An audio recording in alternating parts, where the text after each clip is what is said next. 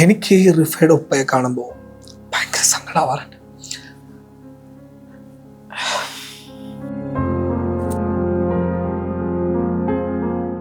ആ മനുഷ്യൻ ഈ റിഫയുടെ ഖബറിൻ്റെ അടുത്താണ് എപ്പോഴും ഉണ്ടാവാറ്. അയാൾക്ക് ജോലി ചെയ്യാൻ പോലും പറ്റുന്നില്ല. അതാണ് അങ്ങനെ ഒരു ഫാമിലിയാണ് ഇവരൊക്കെ കൂടി ആക്ഷേപിക്കുന്നത്. അങ്ങനെ ഒരു ഉപ്പയെ കുറിച്ചിട്ടാണ് ഇവർ കള്ളം പറയുന്നത്. എനിക്ക് ഭയങ്കര ഇമോഷണൽ പ്രോബ്ലം ഉള്ള കേസ്.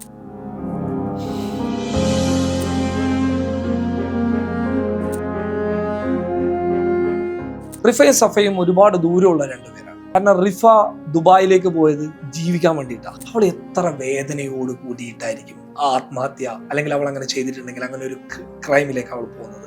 അവളുടെ എല്ലാ ജീവനായിട്ടുള്ള ഒരു മകൻ, അസാനു എന്ന് പറയുന്ന ഒരു മകനാണ്. ആ പെൺകുട്ടി ജോലി എടുത്തിട്ടാണ് ഈ മാനാസിനെ സംരക്ഷിച്ചത്. എനിക്ക് ഈ ആത്മഹത്യ ചെയ്തിട്ടുള്ള പെൺകുട്ടികളൊക്കെ കാണുമ്പോൾ എനിക്ക് ഭയങ്കര സങ്കടം.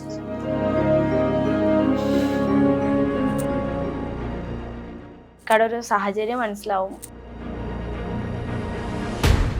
നിങ്ങളൊന്ന് ആലോചിക്കുക, ഒരു മകനെ വെച്ച് ഒരു പെൺകുട്ടി ആത്മഹത്യ ചെയ്യണമെന്നുണ്ടെങ്കിൽ ആ പെൺകുട്ടി കടന്നു പോയിട്ടുള്ള ട്രോമ എന്താണ്? ഒന്ന്, ആ പെൺകുട്ടിക്കറിയാം ജീവിതകാലം മനാസിനെ സഹിച്ചു ജീവിക്കേണ്ടി വരും. കുറച്ച് നാളും കൂടി മുന്നോട്ട് പോയിരുന്നെങ്കിൽ റിഫയുടെ അതേ അവസ്ഥ സഫയ്ക്ക് വരുമായിരുന്നു. 100% സഫ തൂങ്ങി മരിക്കുമായിരുന്നു, സഫ ആത്മഹത്യ ചെയ്യുമായിരുന്നു. അത് സഫയുടെ മാത്രം ബുദ്ധിമോശത്തിൽ സംഭവിക്കാൻ പോയ ഒരു കാരണവുമാണ്. സഫ എന്ന് പറഞ്ഞാൽ രണ്ടു പറഞ്ഞാൽ അടിക്കുന്നു തോന്നുന്നൊരു ആളാണ്. റിഫ അങ്ങനെ അല്ലായിരുന്നു. നിങ്ങൾ റിഫയെ കുറിച്ച് അന്വേഷിച്ചു. റിഫ പാവമാണ്. റിഫ, നിങ്ങൾ ആ വോയിസിൽ റിഫ പറയുന്നത് കേട്ടിട്ടുണ്ട്. എന്തൊരവസ്ഥയാണെന്ന് പറയാം. പെൺകുട്ടി സഹിച്ച, പെൺകുട്ടി ഏറ്റ പീഡനം, യാതന, അത് ഒരു പറഞ്ഞറിയിക്കാൻ പറ്റുന്നതിലപ്പുറമാണ്. ഈ റിഫയുടെ ശബ്ദ സന്ദേശം എവിഡൻസ് അല്ലേ? ക്ലിയർ ആയിട്ട് പറയുന്നുണ്ട്, എന്റെ തല കട്ടിലിന്റെ സൈഡിലേക്ക്. നിങ്ങൾ ഏത് ഭാര്യ, ഏത് ഭർത്താവാണ് ഇത്തരം ക്രൂരത ചെയ്യല്? ഇവളുടെ തല പിടിച്ച് കട്ടിലിന്റെ ഈ സൈഡിലേക്ക് ഒരു പെൺകുട്ടിയുടെ തല പിടിച്ച് അടിച്ചു കഴിഞ്ഞാൽ ആ പെൺകുട്ടികൾ നിങ്ങളൊരു പെൺകുട്ടിയല്ലേ, നിങ്ങളൊരു സ്ത്രീയല്ലേ, സ്വാഭാവികമായിട്ട് നിങ്ങൾക്ക് ഉണ്ടാകുന്ന ഒരു ഇമോഷൻ എന്തായിരിക്കും? ഇയാൾ ഡ്രഗ് അഡിക്റ്റ് ആണ്. ഈ മാനാസ് കഞ്ചാവ് വലിക്കുന്ന ആളാണെന്നും ഇയാൾ മദ്യപിക്കുന്ന ഒരാളാണെന്നും ഇയാൾ ലഹരി ഉപയോഗിക്കുന്ന ഒരാളാണെന്നും വ്യക്തമായിട്ട് ഇയാൾ എന്നോട് പറഞ്ഞിട്ടുണ്ട്. എന്റെ ചാറ്റിൽ അതുണ്ട്. ഖാദിർക്ക പറഞ്ഞു വരുന്നത് റിഫയുടെ മരണത്തിന് കാരണക്കാരൻ മെഹനാസ് തന്നെയാണെന്നാണോ? മാനാസ് ഒരു ഡബിൾ പേഴ്സണാലിറ്റി ഉള്ള മനുഷ്യനാണ്. അയാൾ നിങ്ങളെടുത്ത് നിന്ന് ഒരു കാര്യം പറയുമ്പോൾ നിങ്ങൾക്ക് അയാളെ വിശ്വാസം, പക്ഷെ അയാൾ ഈ അടിച്ചിരിക്കുന്ന സമയത്ത് അയാൾ എല്ലാം പറയും. മാനാസ് കാലങ്ങളായി പറഞ്ഞുകൊണ്ടുള്ള നുണകൾ പൊളിഞ്ഞുകൊണ്ടിരിക്കുന്ന ഒരു അവസ്ഥയാണ്. മാനാസ് പറഞ്ഞതൊക്കെ കള്ളമാണെന്ന് സഫയുടെ ഇൻസിഡന്റിലൂടെ ആക്ച്വലി ആങ്കർ എന്നുള്ള നിലയ്ക്ക് നിങ്ങൾക്ക് അടക്കം തോന്നിയിട്ടില്ല. റിഫയുടെ ആത്മഹത്യയുമായി ബന്ധപ്പെട്ട് കക്കൂർ പോലീസ് സ്റ്റേഷൻ രജിസ്റ്റർ ചെയ്തിട്ടുള്ള അയാൾ ആത്മഹത്യാ പ്രേരണ കേസിലെ പ്രതിയാണ് മാനാസ്. ആ കേസിൽ ഇതുവരെ കുറ്റപത്രം സമർപ്പിച്ചിട്ടില്ല എന്നേ ഉള്ളൂ. അതിന്റെ കാരണം എന്താണെന്ന് വെച്ച് കഴിഞ്ഞാൽ ദുബൈയിലാണ് ക്രൈം നടന്നത്. ദുബൈയിൽ മഹസർ എടുക്കാൻ പോകണം, ദുബൈയിൽ ഇൻവെസ്റ്റിഗേറ്റ് ചെയ്യണം. പോലീസ് മെല്ലെ പോവുകയാണ്. ആ കേസിന്റെ FIR-ന് ശേഷമാണ് ഈ പറയുന്നത് പോലെ റിഫ ഇതിനു മുമ്പും ആക്രമിക്കപ്പെട്ടിട്ടുണ്ട്. റിഫയുടെ കാലിന് ഒരു സ്റ്റിക്ക് കൊണ്ടുള്ള ഒരു ആക്രമണം റിഫ നേരിട്ടിട്ടുണ്ട് എന്നുള്ളതുമൊക്കെ ആഫ്റ്റർ ഈ കേസിന് ശേഷമാണ് വരുന്നത്. അന്ന് രാത്രി റിഫ ഹാപ്പി ആയിരുന്നു. റിഫ അവരുടെ സ്ഥാപനത്തിലുള്ള ആളുകളോടൊപ്പം സന്തോഷിച്ച് ഭക്ഷണം കഴിച്ചിറങ്ങി വന്ന ഒരാളാണ്. മെഹനാസ് ഉള്ള റൂമിലേക്ക് അവൾ എത്തുന്നത് വരെ അവൾ ഹാപ്പിയാണ്. അപ്പൊ ആ റൂമിൽ എത്തിയതിനു ശേഷം അവൾക്ക് എന്തോ സംഭവിക്കുന്നു. എന്താണ് അവൾക്ക് സംഭവിക്കുന്നത്? അവിടെയാണ് നമ്മുടെ ചോദ്യങ്ങളൊക്കെ കിടക്കുന്നത്. ആ റൂമിൽ എന്ത് സംഭവിച്ചു? ഞാനിവിടെ സഫയെ ന്യായീകരിക്കുന്നില്ല. സഫ ആ കുടുംബത്തെ മോശമായി ചിത്രീകരിച്ച ഒരാളാണ്. സഫ ആ കുടുംബത്തെ പറഞ്ഞ ഒരാളാണ്. ആ ഉമ്മയെ പറഞ്ഞ ഒരാളാണ്. ആ ഉപ്പയെ പറഞ്ഞ ഒരാളാണ്. ഞാനിത് സഫയോട് പറഞ്ഞിട്ടുണ്ട്. സഫ, ഇതൊന്നും പറയാതെ എനിക്കൊരിക്കലും ഈ കേസുമായിട്ട് മുന്നോട്ട് പോകാൻ പറ്റില്ല. ഈ കേസിൽ ആരോടും കമ്മിറ്റ്മെന്റ് ഇല്ല. എനിക്ക് ഒറ്റ കമ്മിറ്റ്മെന്റേ ഉള്ളൂ. എനിക്ക് റിഫയുടെ കുടുംബത്തോടെ കമ്മിറ്റ്മെന്റ് ഉള്ളൂ. റിഫ മരിച്ചതിന് ശേഷം സഫയുമായിട്ട് മെഹനാസ് പ്രേമത്തിലാവുമ്പോൾ, അതിന് ശേഷം കല്യാണമാവുമ്പോൾ ഖാദിർക്ക് അത് അറിഞ്ഞിട്ടുണ്ടായിരുന്നില്ലേ മെഹനാസ് രണ്ടാമത് കല്യാണം കഴിക്കാൻ പോവുകയാണ് എന്നുള്ളത്? അവർ കല്യാണം കഴിഞ്ഞതല്ല. ആക്ച്വലി അതൊരു സമ്മർദ്ദത്തിന്റെ പേരിൽ നടന്ന ഒരു കാര്യമാണ്. വീട്ടുകാരുടെയൊക്കെ സമ്മതത്തോടു കൂടിയിട്ട് നടന്ന ഒരു കല്യാണമല്ല സഫയുടെ. അത് സഫ നിഷേധിച്ചാലും ഞാൻ പറയും, സഫയുടെ ഉപ്പയും സഫയുടെ ഉമ്മയൊക്കെ ഈ കല്യാണത്തിന് എതിരായിരുന്നു. ഇതിനെന്തിനു ഉത്തരവാദി ഉണ്ടെങ്കിൽ സഫ തന്നെയാണ്. ഇതിൻ്റെ ഇടയിലൊക്കെ നമ്മളിപ്പോൾ ദുബായിൽ വെച്ച് റിഫ മരിക്കുന്നതിന് മുന്നേ മൂന്നാറിൽ വെച്ചിട്ട് റിഫയുടെ ഏതോ ഒരു അവിഹിതം മെഹനാസ് പൊക്കി എന്നുള്ളൊരു കേസ് നമ്മൾ കേൾക്കുന്നുണ്ട്. അങ്ങനെ എന്തെങ്കിലും അത് സത്യമാണോ? ഇപ്പോ എന്താ ഈ സഫയെ കുറിച്ചിട്ട് മെഹനാസ് പറയുന്ന ഒരു ടോൺ? സഫക്ക് അവിഹിതം ഉണ്ടായെന്നുള്ളതാണ്. റിഫയെ കുറിച്ചിട്ട് എന്താ മെഹനാസ് പറഞ്ഞത്? റിഫക്ക് അവൈധം ഉണ്ടായെന്നുള്ളതാണ്. സഫ മാനാസിൽ നിന്ന് പുറത്തു വന്നതിന് ശേഷം സഫ പറഞ്ഞ കാര്യം എന്താ? ഒരു ആണിനെ തല്ലുന്നത് പോലെ എന്നെ തല്ലുന്നു എന്നുള്ളതാണ്. എന്താണ് റിഫ അവസാനമായിട്ട് പറഞ്ഞ ശബ്ദ സന്ദേശങ്ങളിലുള്ളത്? ഒരു ആണിനെ തല്ലുന്നത് പോലെ തല്ലുന്നു എന്നുള്ളതാണ്. ഈ പറയുന്നത് പോലെ വെൽ പ്ലാൻ ചെയ്തുണ്ടാക്കിയ ഒരു സംഭവമായി കൂടാ എന്നില്ലല്ലോ. ഇന്ന കാരണം, ഇന്ന വിഷയത്തിന്റെ പേരിൽ ഞാൻ അവരെ ഒഴിവാക്കി എന്ന് പറയാൻ വേണ്ടിയിട്ട് ഇയാൾ തന്നെ ചെയ്തുണ്ടാക്കിയ കെട്ടുകഥകളാണെങ്കിലും ചിലപ്പോൾ ഈ പറയുന്നത് പോലെ ഇപ്പൊ സഫ പറയുന്ന ഒരു പോയിന്റ് ഇല്ലേ, അവിഹിതങ്ങൾ ഉണ്ടായില്ലെങ്കിലേ അത്ഭുതമുള്ളൂ എന്ന പോയിന്റ് ഞാൻ അങ്ങ് എടുക്കുകയാണ്. കാരണം അമ്മാതിരി ക്രിമിനലാണ് ഇവൻ. കാരണം ഇവനിൽ നിന്ന് വേർപിരിഞ്ഞു പോകാൻ ഏത് പെണ്ണും ചെയ്യും. ഇഞ്ചി my meal partner. Hi hello, എല്ലാവർക്കും നമസ്കാരം. മെയിൻ സ്ട്രീം വണ്ണിന്റെ മറ്റൊരു എപ്പിസോഡിലേക്ക് ഏവർക്കും സ്വാഗതം. ഞാൻ ആമിന സലീം. ഇന്ന് എന്നോടൊപ്പം ഉള്ളത് ശരിക്കും മലയാളികളുടെ ശബ്ദം എന്ന് പറയാൻ പറ്റുന്ന ഒരാളാണ് ഖദർ കരിപ്പൊടി. ഇക്ക സ്വാഗതം. അറിയാം, നോമ്പാണ്, ഒരുപാട് കഷ്ടപ്പെടുത്തുന്നില്ല. എന്നാലും ഇക്കാനെ മലയാളികൾ അറിയാൻ തുടങ്ങിയത്, അല്ലെങ്കിൽ ഇക്കായെ ഖദർ കരിപ്പൊടി ഇങ്ങനെ ഒരാളുണ്ട് എന്ന് അറിയാൻ തുടങ്ങിയത് റിഫ മെഹനു എന്നൊരു കേസിൽ വീഡിയോ ആയിട്ട് വന്നപ്പോഴായിരുന്നു. പിന്നീട് മലയാളികൾ ആ ഒരു കാര്യത്തിന് വേണ്ടിയിട്ട്, കൂടുതൽ അപ്ഡേഷന് വേണ്ടിയിട്ട്, ഇക്കാടെ വീഡിയോസിന് വേണ്ടിയിട്ട് വെയിറ്റ് ചെയ്തിരുന്ന ഒരു കാലം ഉണ്ടായിരുന്നു. ഇപ്പോഴും റിഫയുടെ മകനോടൊപ്പം ഉള്ള വീഡിയോസ് അല്ല ഫോട്ടോസ് കാണുമ്പോൾ നമുക്ക് മനസ്സിലാവുന്നുണ്ട് ഇപ്പോഴൊക്കെ അവരോടൊപ്പം തന്നെ ഉണ്ട്. നീതി കിട്ടുന്നത് വരെയും അവരോടൊപ്പം തന്നെ ഉണ്ടാവുമോ? അല്ല, ഇന്ത്യയിൽ ഈ നീതി എന്നൊക്കെ പറയുന്നത് ഒരു വലിയ കോമഡിയാണ്. ആക്ച്വലി ഇന്ത്യൻ നിയമവ്യവസ്ഥയിൽ നീതി എന്ന് പറയുന്നത് തന്നെ ഒരു കോമഡിയാണ്. കാരണം നിയമം നീതിയെ മറികടക്കുന്നു എന്നുള്ളതാണ് എനിക്ക് തോന്നിയിട്ടുള്ളത്. ആക്ച്വലി നിയമത്തിന് മുകളിലാണ് നീതി. ആ ഒരു സത്യം ഇവിടുത്തെ ജുഡീഷ്യൽ സിസ്റ്റം മനസ്സിലാക്കാതെ പോകുന്നു എന്നുള്ള ദയനീയമായ ഒരു സാഹചര്യത്തിലൂടെയാണ് നമ്മൾ കടന്നു പോകുന്നത്. അപ്പം നിയമത്തിന്റെ പേര് പറഞ്ഞുകൊണ്ട് നീതിയെ തടയുന്ന ഒരു കാഴ്ച പലപ്പോഴും കാണാറുണ്ട്. അപ്പം ഞാൻ എപ്പോഴും ആൾക്കാരോട് പറയാറുണ്ട്, നിയമത്തിന് മുകളിലാണ് നീതി. സോ നീതിക്കാണ് ഇമ്പോർട്ടൻറ്റ്. എനിക്ക് തോന്നുന്നില്ല ഒരു കൃത്യമായിട്ടുള്ള ഒരു നീതി റിഫ കേസിൽ കിട്ടുമോ എന്നുള്ളത് പോലും എനിക്ക് സംശയമാണ്. അപ്പോ ഖാദിർക്ക പറഞ്ഞു വരുന്നത് റിഫയുടെ മരണത്തിന് കാരണക്കാരൻ മെഹനാസ് തന്നെയാണെന്നാണോ? ഞാൻ ഈ റിഫയുടെ മരണം എന്ന് പറയുമ്പോൾ എൻ്റെ വീഡിയോസ് നിങ്ങൾക്ക് ശ്രദ്ധിച്ചാൽ മനസ്സിലാവും, ഞാൻ ക്ലിയർ ആയിട്ട് ഇൻവെസ്റ്റിഗേഷൻ ചെയ്ത ഒരു കേസാണ്. അതായത് ഈ കേസിന് ഒരു പ്രത്യേകത ഉണ്ട്.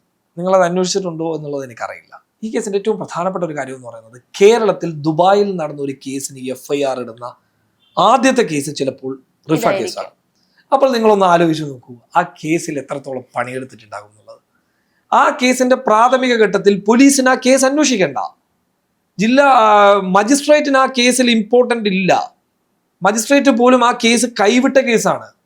പക്ഷെ ആ കേസ് നമ്മൾ ഇവിടെ വരെ എത്തിക്കുന്നത്, ആ കേസിൽ എന്തോ ഒരു സംഭവം ഉണ്ട് എന്നുള്ളതിന്റെ ഇടപെടൽ SP യെ കൃത്യമായി പിന്നീട് ബോധിപ്പിക്കാൻ പറ്റിയതിന് പിന്നാലെയാണ് പോലീസ് FIR ഇടുന്നത്.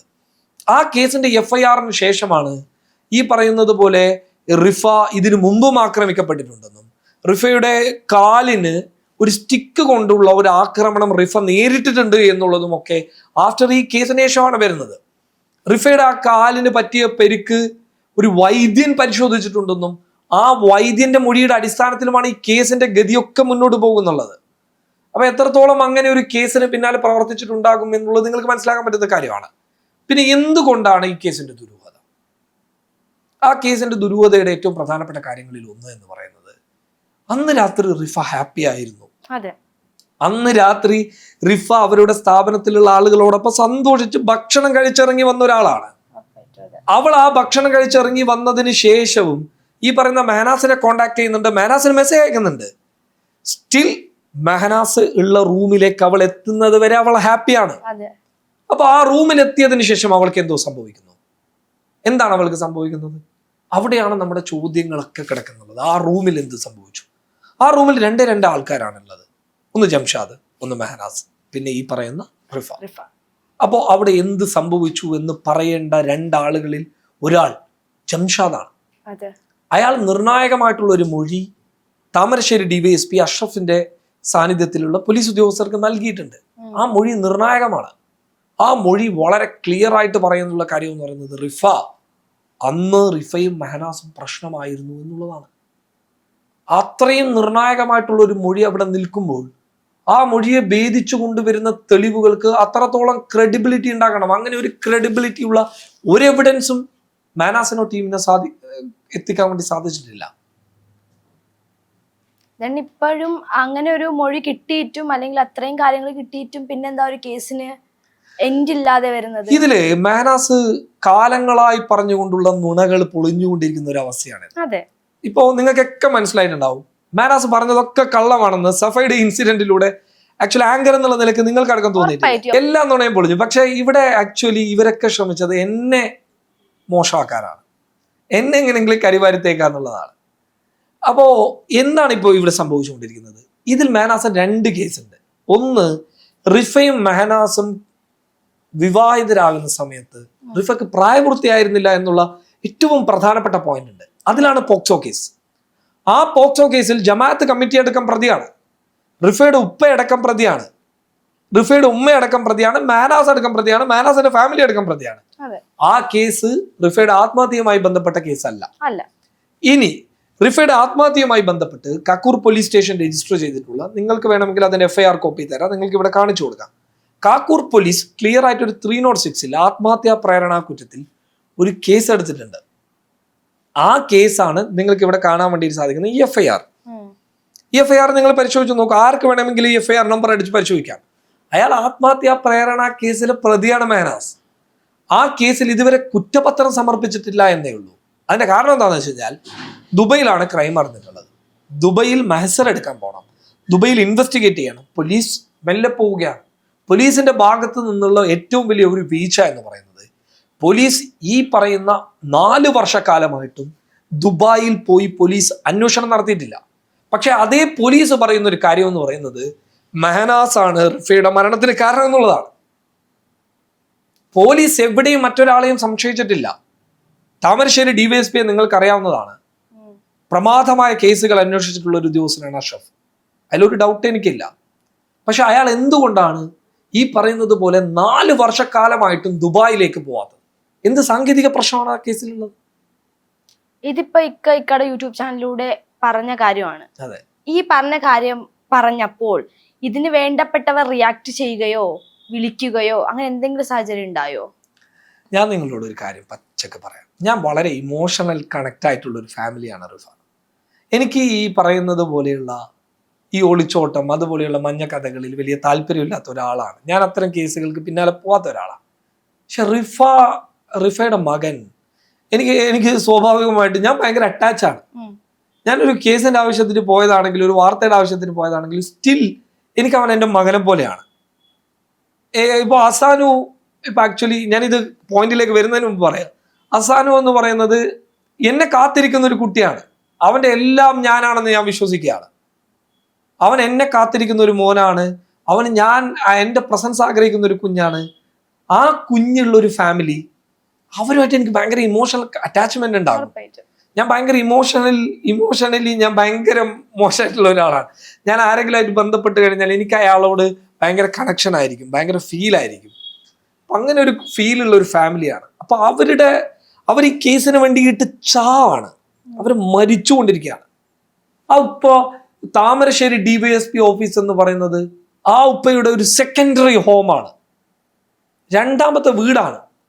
മകൾക്ക് എന്താണ് സംഭവിച്ചത് എന്ന് പോലീസിന് അറിയാഞ്ഞിട്ടും പോലീസ് ക്ലിയർ ആയിട്ടുള്ള മൊഴി, ഈ റിഫയുടെ ശബ്ദ സന്ദേശം എവിഡൻസ് അല്ലേ?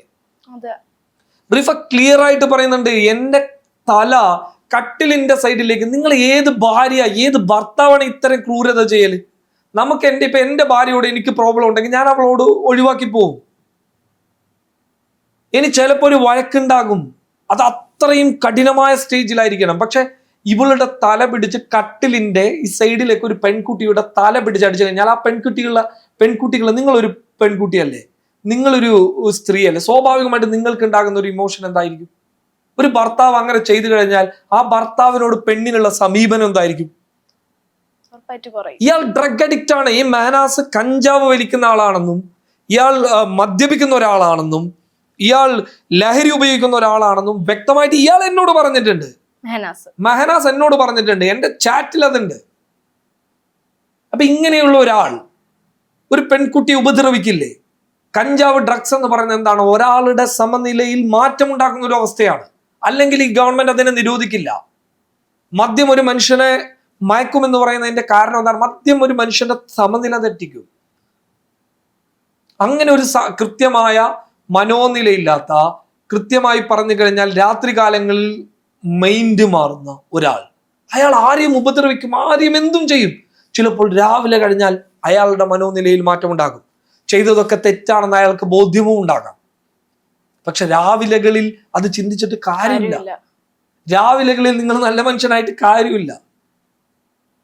ഞാനിവിടെ സഫയെ ന്യായീകരിക്കുന്നില്ല.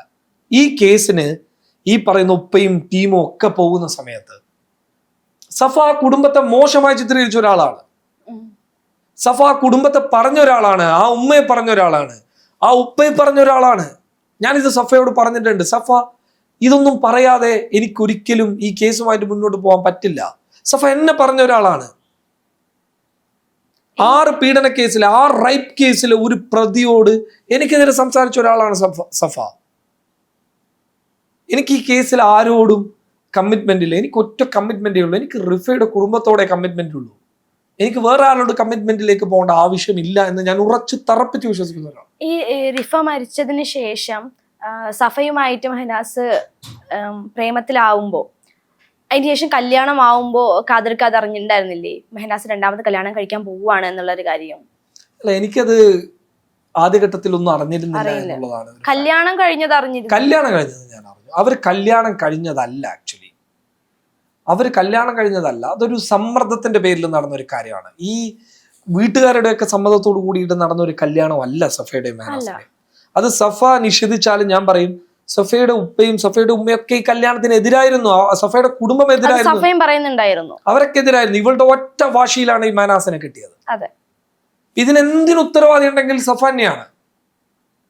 പക്ഷെ കുറച്ച് നാളും കൂടി മുന്നോട്ട് പോയിരുന്നെങ്കിൽ റിഫയുടെ അതേ അവസ്ഥ സഫയ്ക്ക് വരുമായിരുന്നു. 100% സഫ തൂങ്ങി മരിക്കുമായിരുന്നു. സഫ ആത്മഹത്യ ചെയ്യുമായിരുന്നു. അത് സഫയുടെ മാത്രം ബുദ്ധിമോശത്തിൽ സംഭവിക്കാൻ പോയ ഒരു കാരണവും ആകുമായിരുന്നു. ഇപ്പോ സഫ ഇവര് കല്യാണം കഴിഞ്ഞ് ജീവിക്കുന്ന ഇടയ്ക്ക് തന്നെ കുറച്ച് വീഡിയോസ് ഇട്ടിട്ടുണ്ടായിരുന്നു. ചിലപ്പോൾ അടിയുണ്ടാക്കിയിട്ട് ഞങ്ങൾ പിരിയാൻ പോവാന്ന് വീഡിയോ ഇടും, അതിനുശേഷം വീണ്ടും അവർ ഒന്നിച്ചു എന്ന് പറഞ്ഞ് വീഡിയോ ഇടും. അങ്ങനെ പലതരത്തിലുള്ള വീഡിയോസ് ഞങ്ങൾ കണ്ടിട്ട് പ്രേക്ഷകർ അതിൽ ഓക്കെയാണ്, ഇവരിങ്ങനെ ചെയ്തുകൊണ്ടിരിക്കും എന്നുള്ളൊരു കാര്യത്തിൽ ഓക്കെയാണ്. അങ്ങനെ ഇരിക്കുമ്പോഴാണ് പെട്ടെന്നൊരു വീഡിയോ വരുന്നത്, സഫ ഒളിച്ചോടി, അതും കൂട്ടുകാരിയുടെ എക്സിനോടൊപ്പം ഒളിച്ചോടി എന്നൊരു ന്യൂസ് കേൾക്കുന്നത്. അത് ഇക്കയും കണ്ടിട്ടുണ്ടാവും. അതിനുശേഷം വന്ന ട്രോളുകളും അല്ലെങ്കിൽ കാര്യങ്ങളും സോഷ്യൽ മീഡിയ ചർച്ചകളൊക്കെയും സഫയ്ക്കെതിരായിരുന്നു. അപ്പോഴും സത്യം പുറത്തു വരുന്നത് അല്ലെങ്കിൽ മെഹനാസിന്റെ ഭാഗത്താണ് തെറ്റ് എന്നുള്ള ഒരു കാര്യം ഒറ്റ കാര്യത്തിൽ വിശ്വസിക്കുന്നത് കാദർക്കയുടെ യൂട്യൂബ് ചാനലിലൂടെ മാത്രമായിരുന്നു. ഇക്കാക്ക് ഈ കാര്യത്തിൽ എന്താ തോന്നുന്നത്? സഫ ഒളിച്ചോടി അത്തരത്തിലുള്ള കാര്യങ്ങളിൽ എന്താ തോന്നുന്നത്? ഇതില് പോയിന്റ് നമ്പർ 1 എന്ന് തുടങ്ങണം. എന്താണ് ഈ പോയിന്റ് നമ്പർ 1? ഇവരുടെ വിഷയങ്ങളിൽ വി ആർ സെപ്പറേറ്റഡ് എന്ന് പറഞ്ഞിട്ട് മാനാസ് ഒരു സ്റ്റോറി ഇടുന്നു. അതെ, ഇപ്പൊ സ്വാഭാവികമായിട്ട് ഒരു സ്റ്റോറി കണ്ടിട്ട് വീഡിയോ ചെയ്യുന്ന ഒരാളല്ല ഞാൻ. ഒരിക്കലും അല്ല. ഞാനല്ല. 100% ആ സ്റ്റോറിയുടെ പേരിൽ വീഡിയോ ചെയ്യുന്ന ഒരാളല്ല. അങ്ങനെ ഒരു സ്റ്റോറി കണ്ടു കഴിഞ്ഞാൽ ഒരു മാധ്യമ പ്രവർത്തനം എന്താ ചെയ്യണ്ടേ? അതിന്റെ വസ്തുതകളിലേക്ക് അന്വേഷണം നടത്തുന്നതാണ്. സോ സഫയുടെ ആദ്യ ഭർത്താവ്, അയാളോട് ഈ വിവരം ഞാൻ അന്വേഷിച്ചിരുന്നു. അയാളുമായി ബന്ധപ്പെട്ടിട്ടുള്ള സ്രോതസ്സുകളിലേക്ക് അന്വേഷിച്ചിരുന്നു. അപ്പോൾ അയാളുടെ ഭർത്താവ് മറ്റൊരാളെ കോണ്ടാക്ട് ചെയ്ത്, സഫയുടെ ആദ്യ ഭർത്താവ് മറ്റൊരാളെ കോണ്ടാക്ട് ചെയ്തിട്ട് പറഞ്ഞ കാര്യമാണ്, എന്നോട് മെഹനാസ് ഉപദ്രവിക്കുന്ന കാര്യം സഫ പറഞ്ഞിട്ടുണ്ട്. സഫയുടെ തീരുമാനം തെറ്റായി പോയി എന്നുള്ള കാര്യം സഫയുടെ ആദ്യ ഭർത്താവിനോട് സഫ പറഞ്ഞിട്ടുണ്ട്. ആ സമയത്ത് ആദ്യ ഭർത്താവായിട്ട് കോണ്ടാക്ട് ഉണ്ടായിരുന്നു. അല്ല, ഈ സംഭവത്തിന് ശേഷം ഒരു കുറ്റബോധം ഉണ്ടാവുമല്ലോ സ്വാഭാവികമായിട്ട്. ചിലപ്പോൾ അങ്ങനെയൊക്കെ ചിലപ്പോൾ ഇതിന്റെ സഫക്ക് നിഷേധിക്കുകയും ചെയ്യാട്ടോ, സ്വാഭാവികം. അപ്പൊ ഈ പോയിന്റിൽ നിന്നാണ് എനിക്ക് വിവരം കിട്ടുന്നത്. ഞാൻ എന്റെ വാർത്ത ചെയ്യുമ്പോൾ ഞാൻ ആ പോയിന്റിനെ പരാമർശിച്ചുകൊണ്ടാണ് പറയുന്നത്. എനിക്ക് ഇന്ന പോയിന്റിൽ നിന്നാണ് ഈ വിവരം കിട്ടുന്നത് എന്ന് പറഞ്ഞുകൊണ്ടാണ് ഞാൻ ചെയ്യുന്നത്. അതായത് അന്ന് അവർ വേർപിരിഞ്ഞതാണ്. അന്ന് ഈ മെഹനാസും സഫയും വേർപിരിഞ്ഞത് ഞാൻ പറഞ്ഞത് ശരിയായിരുന്നു. പക്ഷെ ഞാൻ ആ വാർത്ത കൊടുത്തതിന് ശേഷം കൃത്യമായി പറഞ്ഞാൽ ദിവസങ്ങൾക്ക് ശേഷം ഇവർ വരുന്നു. ഈ രണ്ടുപേരും വരാണ്. അവർ വന്നിട്ട് പറയാണ്, കാദർ കരിപ്പൊടി പച്ചക്കള്ളമാണ് പബ്ലിക് കേരളയിൽ പറഞ്ഞത്. ജനത്തിന് വിശ്വസിക്കാതെ നിവൃത്തിയില്ല. കാരണം വേർപിരിഞ്ഞു എന്ന് പറഞ്ഞ രണ്ടാളെ എങ്ങനെയാ ഒന്നിക്കുന്നത്? ഞാൻ എനിക്കെതിരെ ഒന്നിച്ചു എന്നുള്ളതാണ്. സഫ എന്നോട് ക്ലിയർ ആയിട്ട് ഇത് പറഞ്ഞിട്ടുണ്ട്. അന്ന് രാത്രി ഞങ്ങൾ തെറ്റിപ്പോയതാണ്, കാദർക്ക പറഞ്ഞത് ശരിയാണെന്നത്. സഫ പിന്നീട് പോകാനായിട്ട് സഫ പറഞ്ഞെതിരെ നിൽക്കാൻ വേണ്ടി മാത്രമാണ് രണ്ടുപേരും അന്ന് ഒന്നിച്ചത്. 100% സഫ പറഞ്ഞിട്ടുണ്ട്, ഞാൻ മെഹനാസിനെ വെളുപ്പിക്കാൻ വേണ്ടിയിട്ട് ചെയ്തതാണ് എന്നോട് പറഞ്ഞിട്ടുണ്ട്. സഫക്ക് അത് നിഷേധിക്കാനാവില്ല. മെഹനാസിനെ വെളുപ്പിക്കാൻ വേണ്ടി മാത്രം ചെയ്തൊരു കാര്യമാണ്. അപ്പൊ നിങ്ങളൊന്ന് ആലോചിക്കണം, നമ്മൾ സത്യം പറഞ്ഞൊരു മനുഷ്യനാണ്, ഒരു കാരണവുമില്ലാതെ നമ്മളെ വേട്ടയാടാൻ ഇട്ടുകൊടുത്തു എന്നുള്ളതാണ്. നമ്മൾ എന്ത് തെറ്റാ ചെയ്തത്? ഞാൻ എന്ത് തെറ്റാ ചെയ്തത്? ഞാൻ ആ കുടുംബത്തിനോടൊപ്പം നിന്നു എന്നുള്ളതാണ്. നമ്മൾ ഏതെങ്കിലും ഒരു വിഷയത്തിൽ ഇടപെടുമ്പോൾ 100% ഞാൻ അതിന് എഫേർട്ട് കൊടുക്കുന്ന ഒരു മനുഷ്യനാണ്. എനിക്ക് അങ്ങനെ ഒരു ഭയങ്കര പ്രോബ്ലം ഉള്ള ഒരാളാണ്. ഇപ്പൊ എൻ്റെ ഏതെങ്കിലും ഒരു സുഹൃത്തിനെ ആക്രമിച്ചു കഴിഞ്ഞാൽ ഞാൻ ആക്രമണത്തിനോടൊപ്പം നിൽക്കുന്നുള്ള ഒരാളാണ്. എൻ്റെ ഏതെങ്കിലും ഒരു സുഹൃത്തിനെ ആരെങ്കിലും ആക്രമിച്ചു കഴിഞ്ഞാൽ ഞാൻ അയാളോടൊപ്പം ആക്രമണത്തിന് ഇരയാക്കപ്പെടുന്ന ഒരാളാണ്. എൻ്റെ മാനസികാവസ്ഥ അങ്ങനെയാണ്. എനിക്ക് അങ്ങനെ ഒരു ഇതിൽ പോകുന്ന ഒരാളാണ്. എനിക്ക് ആ മൂഡ് മാറ്റാൻ പറ്റുന്നില്ല എന്നുള്ളതാണ്. ഞാൻ അടുത്ത ബന്ധം സൂക്ഷിക്കുന്ന ഒരാൾ എന്നിൽ നിന്ന് ഏതെങ്കിലും ഒരു പോയിന്റ് അകന്നാൽ പോലും എനിക്ക് പ്രശ്നമാണത്. അങ്ങനെയുള്ളൊരു ഇമോഷണൽ കണക്ഷൻ മുന്നോട്ട് കൊണ്ടുപോകുന്ന ഒരാളാണ്. സോ എനിക്ക് റിഫയുടെ ഫാമിലിയായിട്ട് അങ്ങനെ ഒരു കണക്ഷൻ ഉണ്ട്. ഈ കേസ് എനിക്ക് ഭയങ്കര ഇമ്പോർട്ടൻറ്റ് കേസാണ്. ഞാൻ നല്ല എഫേർട്ട് ഇട്ടൊരു കേസാണ്. അപ്പൊ ഞാൻ പറഞ്ഞതൊക്കെ ശരിയാണ്. പിന്നെ ഈ സഫയുടെ ഒളിച്ചോട്ടം, സഫ ഒളിച്ചോടിയോ ഇല്ലയോ എന്ന് പറയേണ്ടത് ആരാണ്? സഫയാണ്. നമുക്കതിൽ ഒരു വോയിസും ഇല്ല. സഫ ഓൾറെഡി അത് പറയുകയും ചെയ്തു. എന്താ പറഞ്ഞത് സഫ? ഞാൻ സഫ ഒളിച്ചോടിയിട്ടില്ല. ഈ ലല്ലു എന്ന് പറയുന്ന ആളുടെ സഫയുടെ ഊബർ ഡ്രൈവറിന്റെ ഒരു ഫ്രണ്ട് ആയിരുന്നു. ജസ്റ്റ് ആളുടെ ബാഗ് റൂമിൽ ഇരിക്കുന്നത് കണ്ടിട്ടാണ്, ആളുടെ ബാഗിനകത്ത് ലല്ലുവിന്റെ കുറച്ച് സാധനങ്ങൾ കണ്ടു. അങ്ങനെയാണ് മെഹനാസ് കണ്ടിട്ട് കുറച്ച് പ്രശ്നങ്ങളായത്. എങ്ങനെയാ ബാഗ് അവിടെ എത്തിയത്? ഊബറുകാരന്റെ കയ്യിലായിരുന്നു ആ ബാഗ്. ഊബറുകാരൻ മീൻസ് ഇവരുടെ ഡ്രൈവർ ആയിരുന്നു. ആള് ഒരു അത്യാവശ്യ ഘട്ടത്തില് അവളുടെ റൂമിൽ വെച്ച സഫയുടെ റൂമിൽ വെച്ചിരുന്നതായിരുന്നു. സ്റ്റിൽ ഞാനിപ്പോ വിശ്വസിക്കുന്ന ഒരു കാര്യം എന്ന് പറയുന്നത്, മാനാസ് പറയുന്നതൊക്കെ കള്ളമാണ്. സോ മാനാസിന്റെ സ്റ്റാൻഡിൽ എനിക്ക് വിശ്വാസം ഇല്ലാത്തത് കൊണ്ട് തന്നെ ഇതൊരു ഒളിച്ചോട്ടമായിരിക്കാനൊന്നും എനിക്ക് സാധ്യതയില്ല. ഇത് ഈ പറയുന്ന മാനാസിന്റെ ശല്യം സഹിക്കാൻ വയ്യാതെ വേർപിരിഞ്ഞതായിരിക്കാം ഉറപ്പായിട്ടും. അങ്ങനെയാണ്. നിങ്ങൾക്ക് അങ്ങനെയല്ല തോന്നിയിട്ടുള്ളത്? എനിക്ക് അങ്ങനെയാ തോന്നിയിട്ടുള്ളത്. ഞാൻ ഈ സഫയോട് ചോദിച്ചിട്ടുണ്ട്, നിങ്ങൾക്ക് ഈ പറയുന്ന ഈ വ്യക്തി ആരോപണ വിധേയനായിട്ടുള്ള ഈ എതിർവശത്ത് പറഞ്ഞുകൊണ്ടിരിക്കുന്ന ആ വ്യക്തിയുമായിട്ട് നിങ്ങൾക്ക് എന്തെങ്കിലും ലിങ്ക് ഉണ്ടോ? ഉണ്ടെങ്കിൽ നിങ്ങൾ സമ്മതിക്കൂ. കാരണം നിങ്ങൾ നാളുകളിൽ വിവാഹം കഴിച്ചു കഴിഞ്ഞാൽ ഈ പറയുന്ന ഗ്രൗണ്ടൊക്കെ മാറും. നിങ്ങളാണ് തെറ്റുകാരി എന്ന് പറയേണ്ടി വരും. അങ്ങനെ ഒരു റിലേഷൻ നിങ്ങൾക്ക് ഉണ്ടെങ്കിൽ നിങ്ങൾ അത് സമ്മതിക്കുക, ബാക്കിയുള്ളത് ഫേസ് ചെയ്യുക.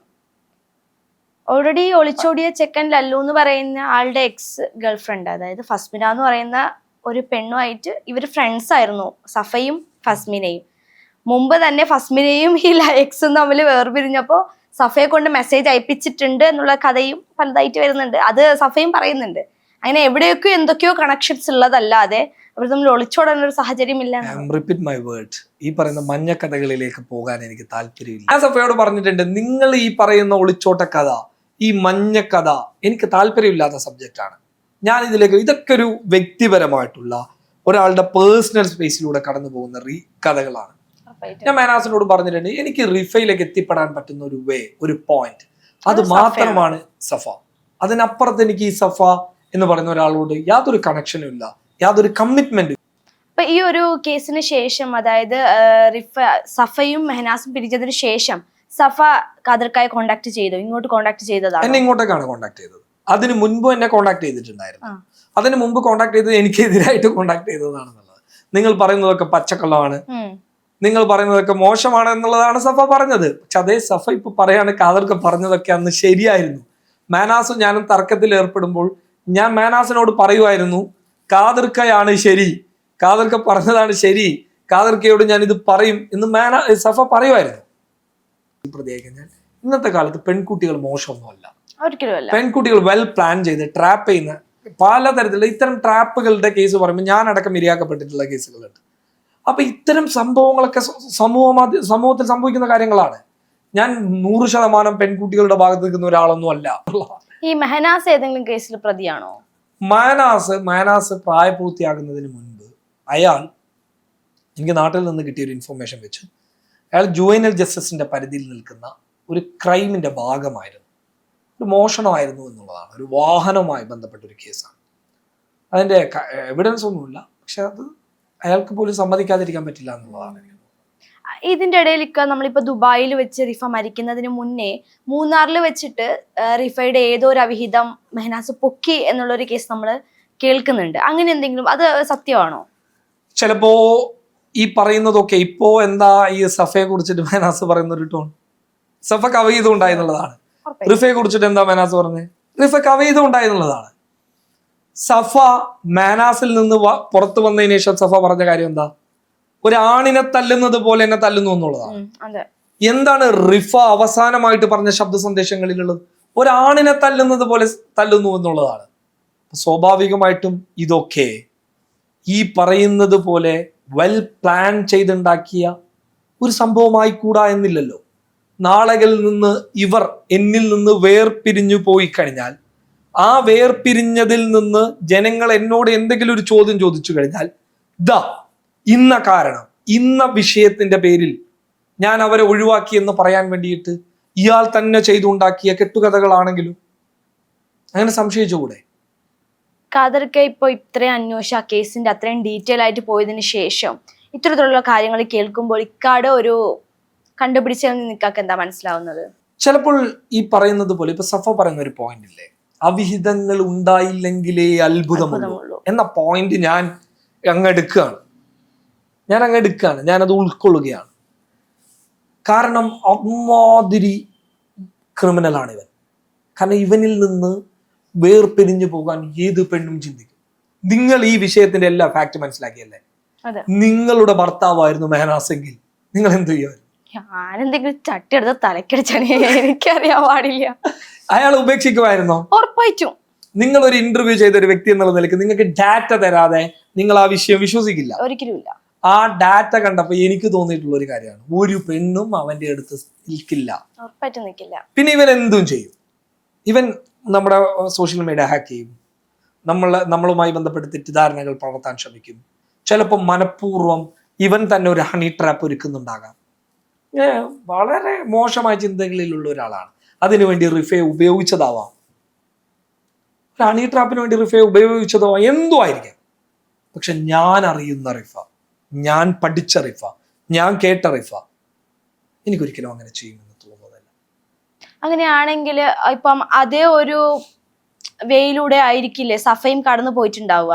അപ്പൊ സഫയോട് കാര്യങ്ങൾ ചോദിച്ചാൽ സഫ എങ്ങനെ ജീവിച്ചു, സഫ എങ്ങനെ സർവൈവ് ചെയ്തു ചോദിച്ചാൽ അന്വേഷിക്കുന്നുണ്ട്. ഇക്കാനോട് പറഞ്ഞ കാര്യങ്ങൾ ഡാറ്റ എടുക്കുന്നുണ്ട്. സഫ റിഫ ഇത് രണ്ടും ഒന്നല്ല എന്ന് ഞാൻ വിശ്വസിക്കുന്നുണ്ട്. സഫ അല്ല റിഫ. പക്ഷെ റിഫ കടന്നുപോയ വഴിയിലൂടെ സഫ പോയിട്ടുണ്ട് എന്നതിനപ്പുറത്ത് റിഫയും സഫയും ഒരുപാട് ദൂരമുള്ള രണ്ടുപേരാണ്, രണ്ട് ക്യാരക്ടേഴ്സ് ആണ്. കാരണം റിഫ ദുബായിലേക്ക് പോയത് ജീവിക്കാൻ വേണ്ടിയിട്ടാ. ഒരു പെണ്ണ്, നിങ്ങളൊന്ന് ആലോചിക്കുക, അവളുടെ അവസ്ഥ ഒന്ന് ചിന്തിച്ചു നോക്കിയേ.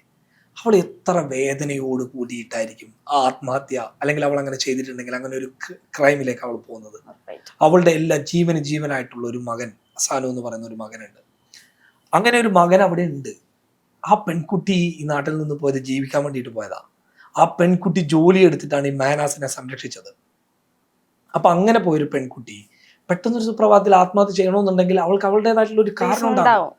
ആ പെൺകുട്ടിയുടെ ബാഡ് കാണുന്നതിനപ്പുറത്ത് ആ പെൺകുട്ടി തരണം ചെയ്തിട്ടുള്ള ഈ പറയുന്ന എന്താ പറയുന്നത് വഴികൾ കാണുമെന്നുള്ളതാണ്. ഞാൻ പറഞ്ഞില്ല, ഞാൻ ഭയങ്കര ഇമോഷണൽ കണക്റ്റഡ് ആണ് ആ ഫാമിലിയായിട്ട്.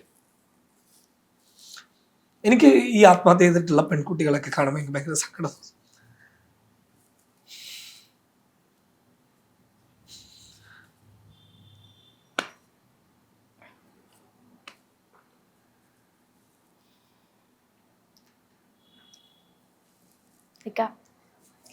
ഒരു സാഹചര്യം മനസ്സിലാവും. ഉറപ്പായിട്ടും ആ ഫാമിലിയുടെ കൂടെ നിൽക്കുമ്പോ എങ്ങനെയായിരിക്കും ആ ഒരു സിറ്റുവേഷൻ നിങ്ങൾക്ക് മനസ്സിലാവും. എനിക്ക് ഈ റിഫയുടെ ഉപ്പയെ കാണുമ്പോൾ ഭയങ്കര സങ്കടമാവാറുണ്ട്.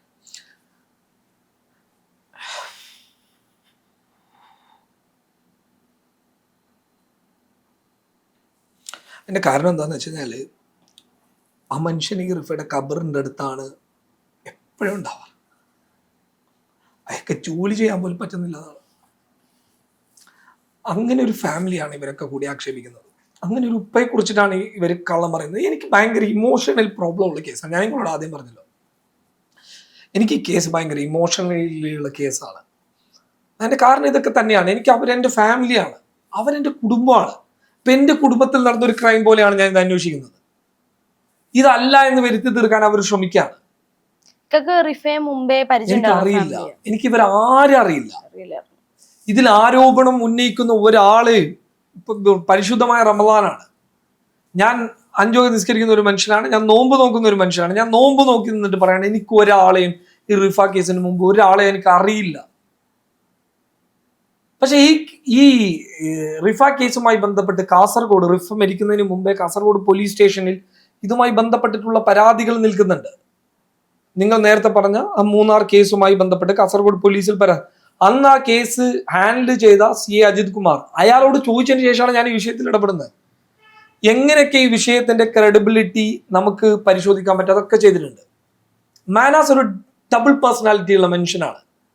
അയാൾ നിങ്ങളെടുത്ത് നിന്ന് ഒരു കാര്യം പറയുമ്പോൾ നിങ്ങൾക്ക് അയാളെ വിശ്വാസം, പക്ഷെ അയാൾ ഈ അടിച്ചിരിക്കുന്ന സമയത്ത് അയാൾ എല്ലാം പറയും.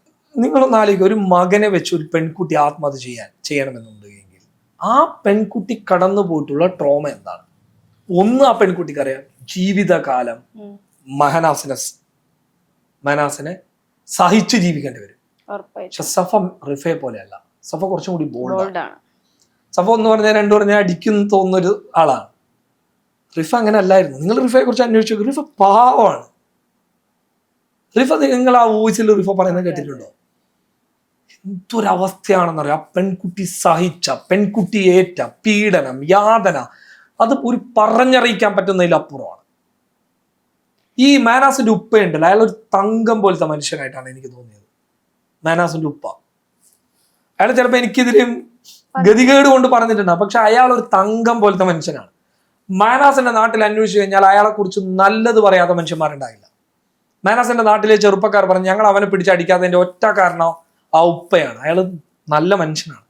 നമ്മളെ ഒരാൾ എതിരാണെന്ന് വിചാരിച്ചിട്ട് അയാളുടെ കുടുംബം നല്ലതല്ല എന്ന് പറയുന്നത് ശരിയില്ലല്ലോ. അയാൾ നല്ല മനുഷ്യനാണ്. അയാൾ എനിക്കെതിരെ അടുക്കം പറയാം, പക്ഷെ അയാൾ സ്റ്റിൽ, ഞാൻ ആ മനുഷ്യൻ നല്ലതാണ് വിശ്വസിക്കുന്ന ഒരാളാണ്.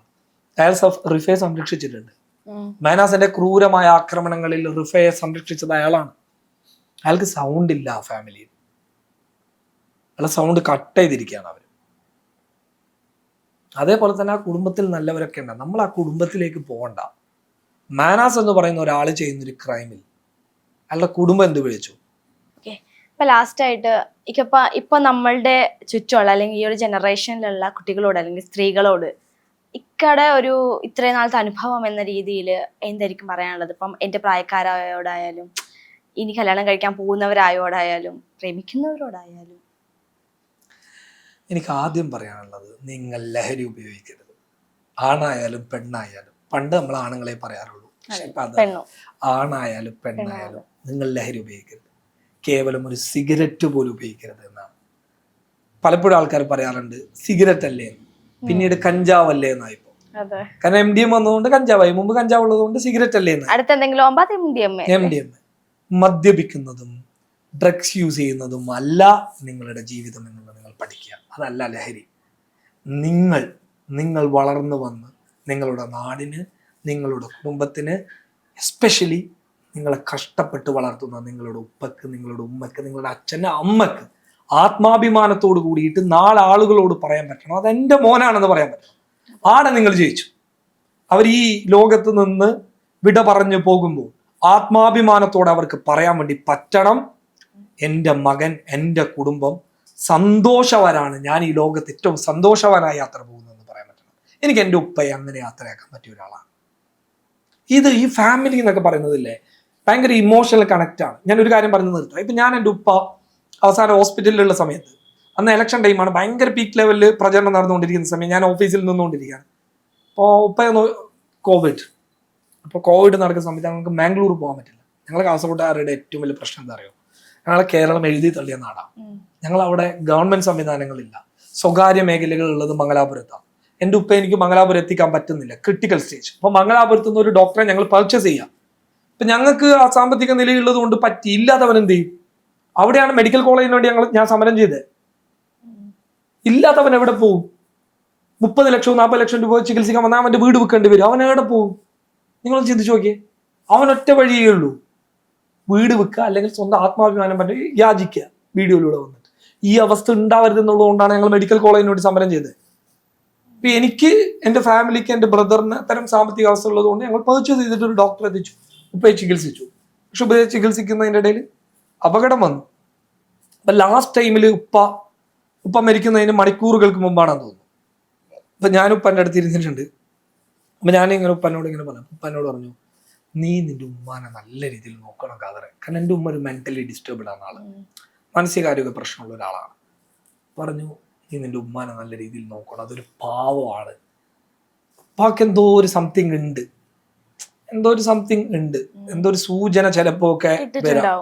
അപ്പൊ അതിന് മണിക്കൂറുകൾക്ക് മുമ്പാണ് എന്നോട് പറഞ്ഞത്. ഞാൻ പറഞ്ഞു, ഇപ്പൊ നിങ്ങൾ ടെൻഷനാണ്, ഞാൻ വളരെ നല്ല രീതിയിൽ നോക്കിക്കോളാം എന്ന് പറഞ്ഞിട്ടാണ് ഞാൻ അവിടെ നിന്ന് വരുന്നത്. അവിടെ നിന്ന് വന്ന് ഞാൻ ഓഫീസിൽ നിന്ന് ഒരു വാർത്ത ചെയ്തുകൊണ്ടിരിക്കും. എൻ്റെ സുഹൃത്ത് തന്നെയാണ് ഡോക്ടർ, അവിടെയുള്ള ഹോസ്പിറ്റലിലുണ്ട്.